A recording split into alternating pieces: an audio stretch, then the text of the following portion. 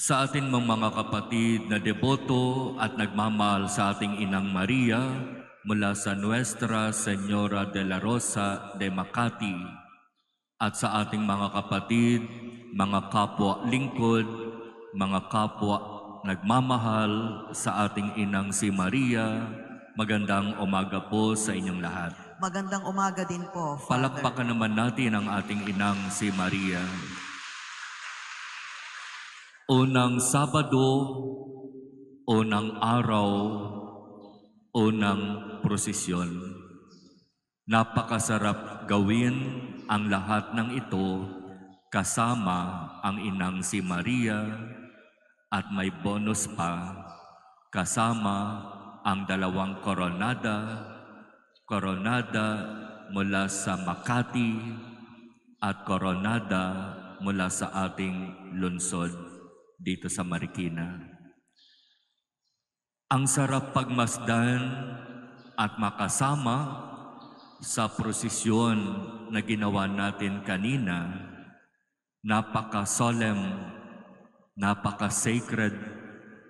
Ang sarap maging kabahagi ng pagsasagawa ng prosesyon na ito sapagkat sa katahimikan ng paligid, ito ay parabang nag-aanyaya sa atin na magdasal ng Santo Rosario.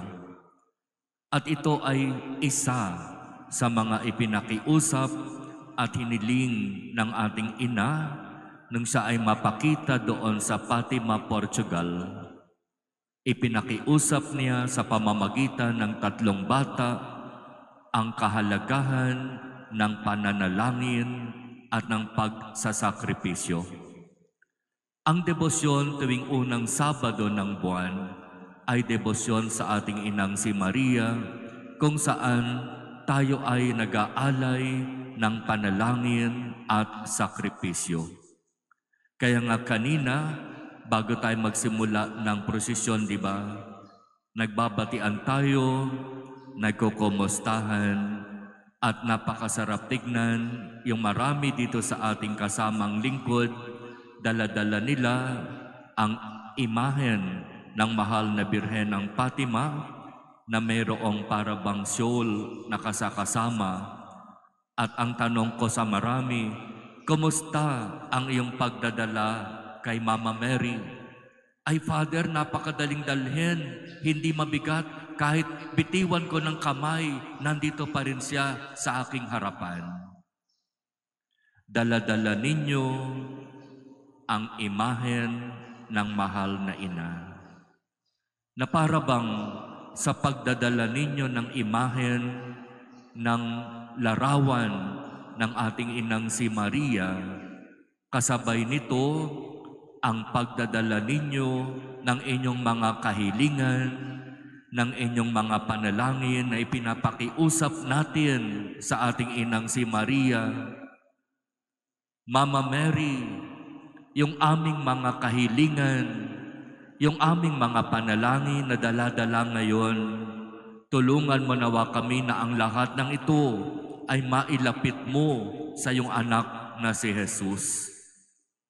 Napakasarap itong ating ginagawang debosyon na ito tuwing unang Sabado ng buwan, sapagkat sa pamamagitan ng pagpoprosesyon kasama ni Maria, dinadala niya tayo sa pagdiriwang ng banal na Eucharistia kung saan tatanggapin natin ang katawan ng kanyang anak, ang ating Panginoong si Jesus.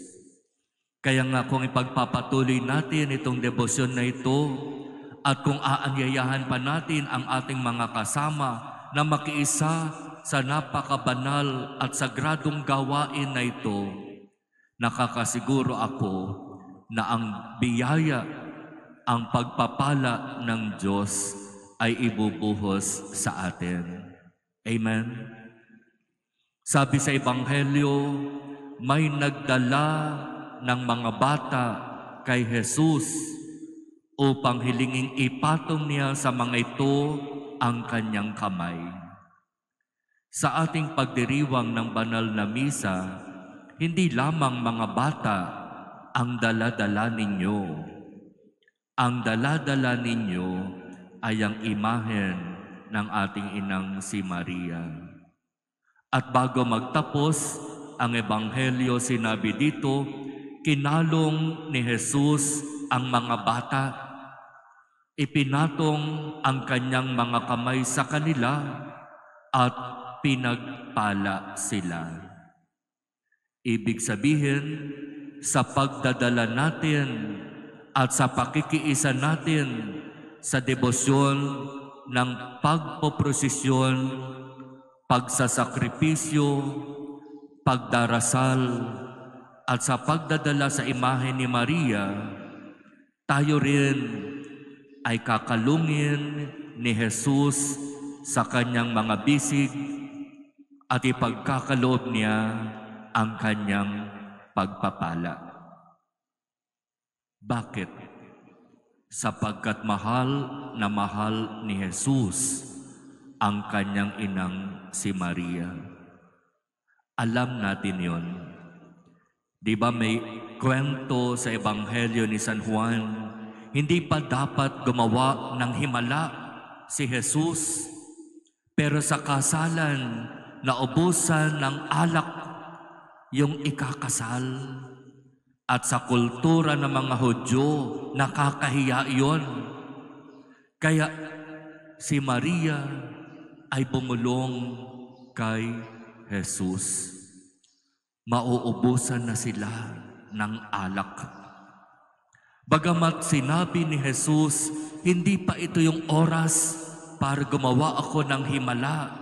Pero dahil sinabi mo, sige. At nangyari na dahil sa pakiusap ni Maria, gumawa ng kauna-unahang himala si Jesus sa Cana, Galilea. Kaya, kung dinadala ninyo sa inyong mga bisig, sa ating prosesyon, ang imahen ng ating inang si Maria, kung tayo ay tunay na mananalig sa ating Panginoon, tatanggapin natin ang kanyang nag-uumapaw na biyaya at pagpapala. At ipagkaloob nawa ito ng Diyos sa atin ngayong unang Sabado, unang araw ng buwan. O mahal na Birhen de la Rosa de Makati, ipanalangin mo kami. O mahal na Birhen ng Fatima ng Marikina, ipanalangin mo kami.